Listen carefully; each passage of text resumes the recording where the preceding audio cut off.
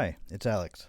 Let's take a look at John 3:8, particularly with a focus on the relationship of alternative today, to see how that plays out in John 3:8. Let me read this for you. John 3:8, the wind blows where it wishes. That's interesting, isn't it? As Jesus is talking about the Holy Spirit, that the wind has wishes. The wind blows where it wishes, and you hear its sound, but you do not know where it comes from or where it goes. So it is with everyone who is born of the Spirit. So you saw me pointing out, and you probably saw that too as we walked through this, some of these key words that divide up these propositions. The first proposition, the wind blows where it wishes. And second proposition, you hear its sound, but points us probably to that relationship of alternative. You do not know where it comes from, or another proposition, where it goes. So it is with everyone who is born of the Spirit. So this is how I divided out these propositions for this text in John 3, verse 8. The wind blows where it wishes, and you hear its sound, but you do not know where it comes from or where it goes. So it is with everyone who is born of the Spirit. So when I'm going to begin to arc this, I want to consider the relationship between the propositions, and where my eye goes is right here in proposition 8a. The wind blows where it wishes, and you hear its sound, but you do not know where it comes from. So we have a series of propositions, and yet right here there seems to be an alternative and another alternative. So we can't just put these all in series, even though we have a series here. So I think these first two propositions are in series together.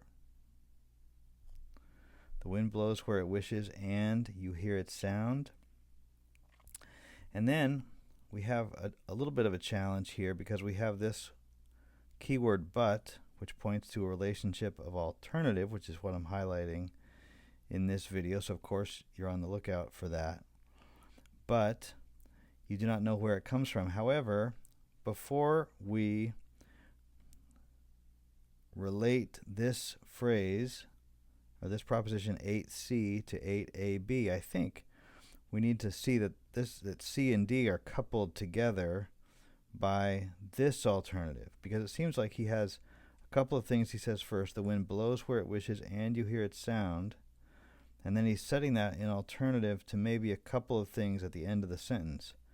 But you do not know where it comes from or where it goes. So these two, C and D, belong together as well, and yet not in a relationship of series, but in an alternative relationship, because they're joined by the word or. You do not know where it comes from or where it goes. So I've labeled this as an alternative. You do not know where it comes from or where it goes. And then to complete this sentence in 8a through d, we can come back to this relationship right here that's signaled by the keyword but. So we have another alternative relationship right here. And we can see clearly by arcing it this way the contrast that's being drawn in this verse between the experience we have of the wind. It blows where it wishes, and you hear its sound.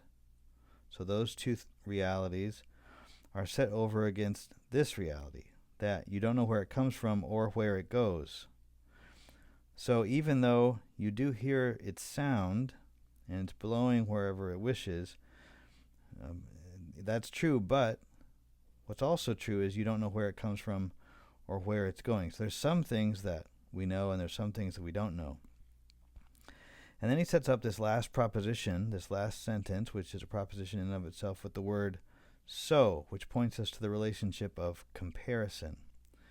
So I'm going to make this a comparison, draw my arc over the whole passage. And this helps me to see that this is the main comparison that he's making here. That it's like this with everyone who is born of the Spirit. This is the comparison.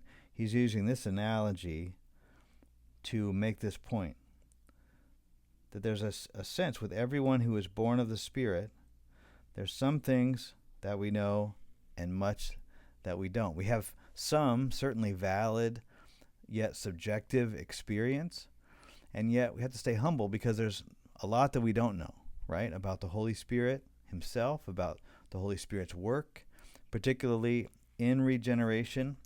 How do we know when the wind started blowing in someone's life? We don't. And yet we can bear witness to the result of that, right? We can see it. We can hear its sound.